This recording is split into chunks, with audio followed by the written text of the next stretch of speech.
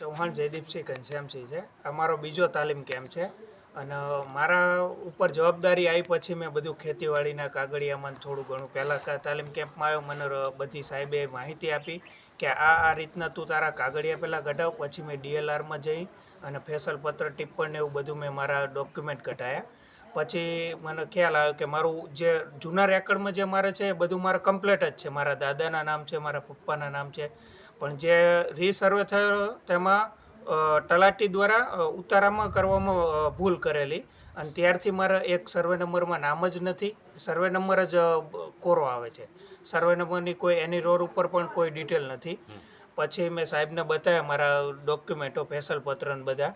પછી સાહેબે કીધું કે આમાં કોઈ તારે કે વધુ કે વકીલ કે એવું કોઈ ખર્ચો નથી અને મને પૂરેપૂરું માર્ગદર્શન આપ્યું અને હવે મને વિશ્વાસ છે કે આ મેટર હું મારી રીતના સોલ્વ કરી શકીશ. જો આખી મેટર કઈ હતી, જે લોકો ફેસબુક કે યુટ્યુબમાં જોવે છે એ ભાઈઓ માટે, ફેસબુકવાળા માટે ખાસ કે આવા કોઈ પણ પ્રશ્નોના સમાધાન જોઈતા હોય તો યુટ્યુબની અંદર જઈને રમણીકભાઈ કોટડિયા લખવું ને પ્લે લિસ્ટમાં તમને આવા બધા વિડીયો મળશે અને સિક્વન્સમાં આપણે બધા વિડીયો મળશે. ફેસબુકમાં ક્યાંય તમને સિક્વન્સમાં વિડીયો મળતા નથી. તો આ ભાઈનો કેસ એવો છે કે મૂળમાંથી ભૂલ છે.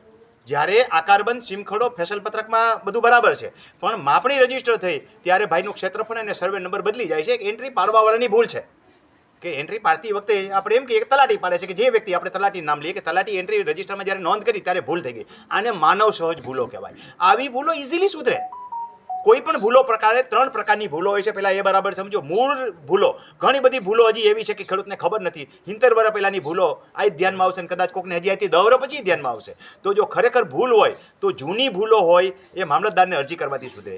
બીજી ભૂલ, રીસર્વે થયા પછી ઊભી થયેલી ભૂલ, રીસર્વેને કારણે ઊભી થયેલી ભૂલો હોય એ પણ સુધરે થશે. આના પછી એક ભાઈ આવેલા છે એને મેં કીધું કે આ રીસર્વે નામની ભૂલ રીસર્વેમાં અરજી કરવા માત્રથી સુધરે. ત્રીજી ભૂલ, આપણે કરેલી ભૂલો ન સુધરે. આપણે કરેલી ભૂલોમાં પ્રક્રિયા કરવી પડે. ઓલી ભૂલો ઓટોમેટિક કાના માતર વગર એટલે મફત અરજી કરવા માત્રથી થાય. ખાલી 3 રૂપિયાનો ખર્ચો થાય સ્ટેમ્પ લગાડવાનો. તો આ ભાઈના કેસની અંદર મૂળમાંથી એક વહીવટી ક્ષતિ થઈ ગઈ છે. એન્ટ્રી પાડવાવાળાની ભૂલ છે. એટલે તમે મૂળ બધા ડોક્યુમેન્ટ જે કીધા છે ડીએલઆરના મૂળભૂત ડોક્યુમેન્ટો રજૂ કરશો, એને હાઇલાઇટ કરજો અને જે ભૂલ થઈ છે એને હાઇલાઇટ કરજો અને પ્રાંતને જે છે એક અપીલ કરો. એટલે પ્રાંત જે છે બધા ડોક્યુમેન્ટ વાંચશે, વાંચીને હુકમ સુધારવા માટેનો હુકમ કરશે અને તમારું મૂળ વસ્તુ જે છે પાછી આમે જ થઈ જશે.